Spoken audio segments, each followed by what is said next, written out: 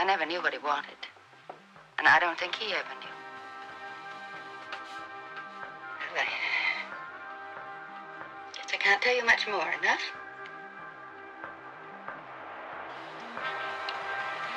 Should we go? Rock Hudson died peacefully in his sleep from AIDS, the first well-known person to publicly acknowledge his struggle with that fatal disease. He signaled this catastrophe called AIDS. But Rock was an activist without knowing it.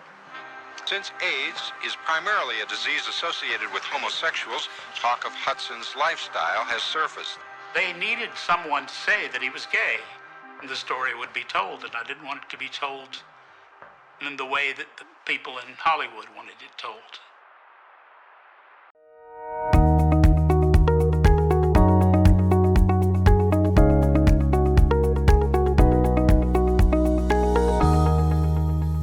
I'm Vance Bastian, here with my co-host S.A. Baz Collins for this week's Written on the Edge Season 8, Episode 3 Entertainment Review.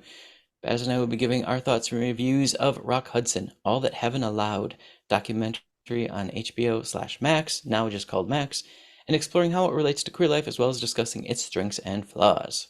The IMDb blurb: the biography of renowned actor Rock Hudson is examined in this relevant investigation of Hollywood and LGBTQ+ identity, from his public ladies' man character to his private life as a gay man. Thoughts? I really liked it. I'm going to mute my enthusiastic 5 because it just suddenly occurred to me that there was another golden age queer star that we've not reviewed yet, and we probably should, who I think their documentary was a little bit better in the storytelling. And so I'm going to change mine from 5s across the board. I'm going to make them 4.5s across the board because I do want to give the edge to this other documentary. And I'm not going to say it now, but we will do it sometime in the future. But it is a worthy documentary. It's done extremely well. Actually, now I think about it, there's 2 documentaries that could be considered a little bit better in the storytelling. And the issue that I have with it is that I liked all the information presented. I liked that they had all the archival footage. I liked that they had the archival interview stuff. But the thing that kind of detracted for me was that it didn't flow as well as these 2 other documentaries that I'm thinking of. I think the flow could have been sorted a bit more. I'm not saying that it was rushed, but I'm just saying that I don't know if they handled all of the archival material in the absolute best way possible. So I think they could have leaned a little more Ken Burns' direction, or a little bit more of these 2 other documentaries that I'm thinking of direction, or even like Celluloid Closet, which is the history of queers in movies. There is a linear, revelatory fashion of peeling back the onion skinning, getting to the core of the subject. And I think that's where this one kind of misses the boat. So the number I have for script screenplay actually plays exactly to that, because, and in following what you're saying, to me this was not a well-woven story. It was a series of scrapbook pages. Oh, well done. Yeah. And that is the impression I got as I was watching this, is it was not a well-woven story. It was a series of scrapbook pages, which, again, highly informative. And actually the historic impact was super important, but the way it was, the way the story was told, the story of his life was told, again, it just was not a well-woven story. So my script screenplay number, when we get to it, is a 4. It's good. It's just not best. Yeah. And it's when you have those things that are good, but if they had just tweaked it a little bit more, it would have been so much better. And that almost sticks in your craw more than if they completely blew it out their ass. Yeah.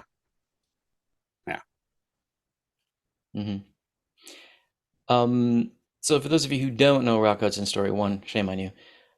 Midwest boy, made it to Hollywood, hooked up with the right people, and I say that in both the business sense and the bedroom sense. Personal.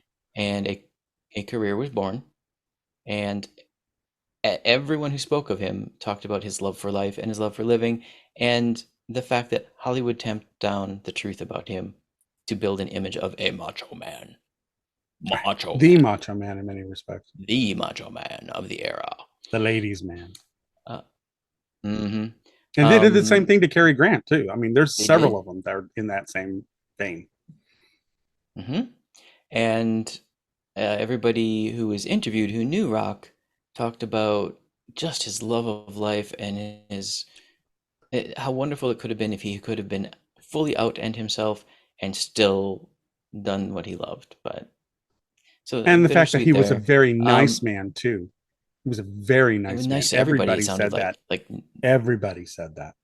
That was across the board. That what a nice and actual, well-mannered, well-spoken, very, very thoughtful person he was. Which hey, it's been nice to promote that, Hollywood. Yeah, I know. Where this historic significance continues to come in, though, is he did contract AIDS and had been a personal friend of the Reagans, who pretty much, as soon as his medical diagnosis looked like that, ceased talking to him, ceased helping him. Yeah, and that blew my mind. That was when I'm like, you're what? And then I had to remember, oh yeah, back then, but some of them, quite a few of them were, but it was a different Republican. So it was a very different. It was the original Republican Party was more about getting government out of people's lives, not putting it into their lives and controlling them. Which is the exact opposite of what they're doing now.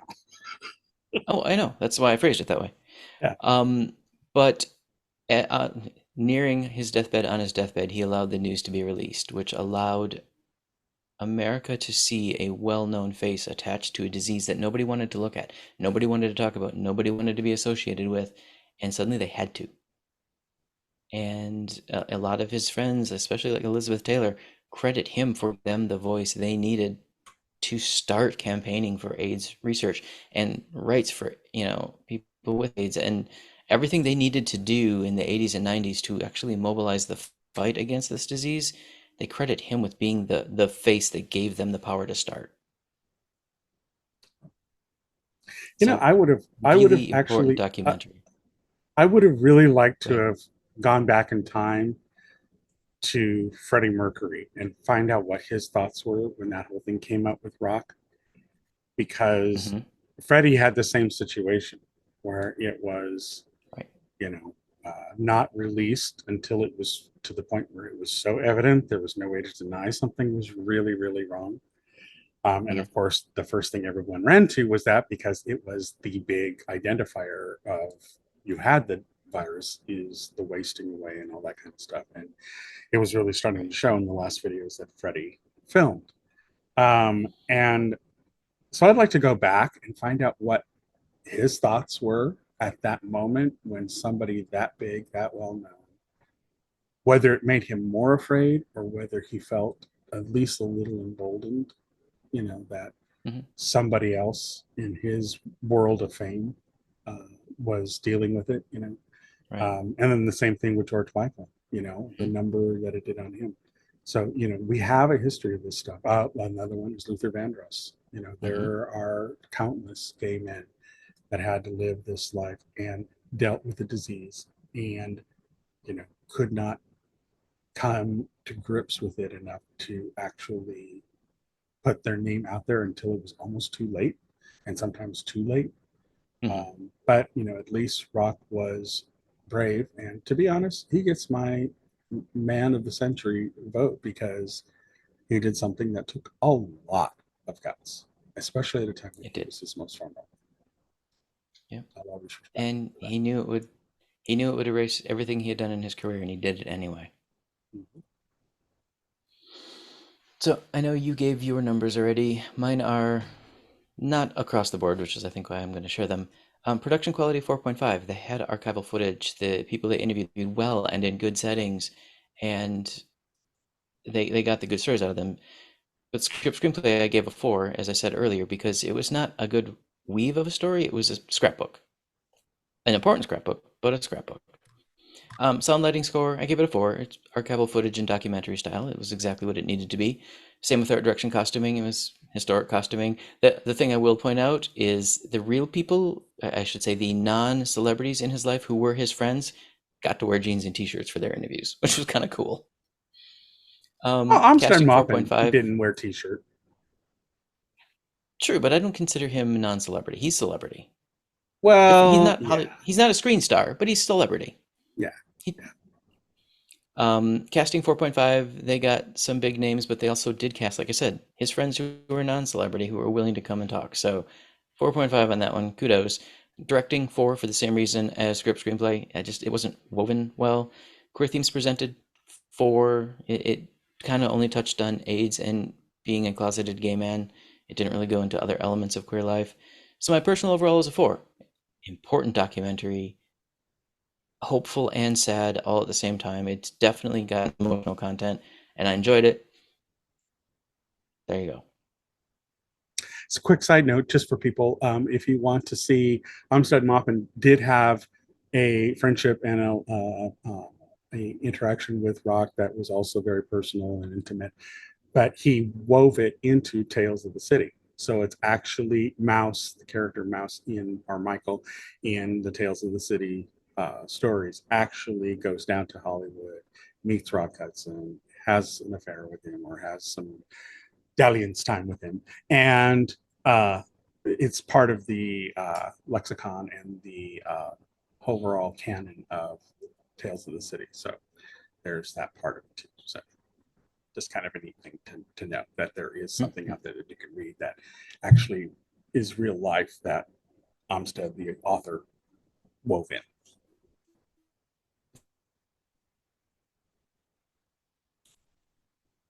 You're frozen. Okay, well, I got my whole Okay, thing you're back. in, so just go ahead and go. Yeah, I did get it. So that is our review of Rock Hudson, All That Heaven Allowed, the documentary on Max, filmed by HBO Documentaries.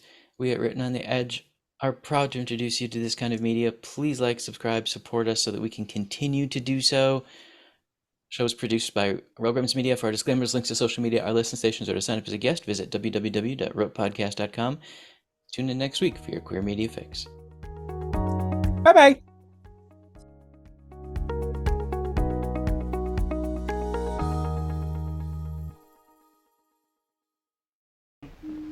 Oh, what's that?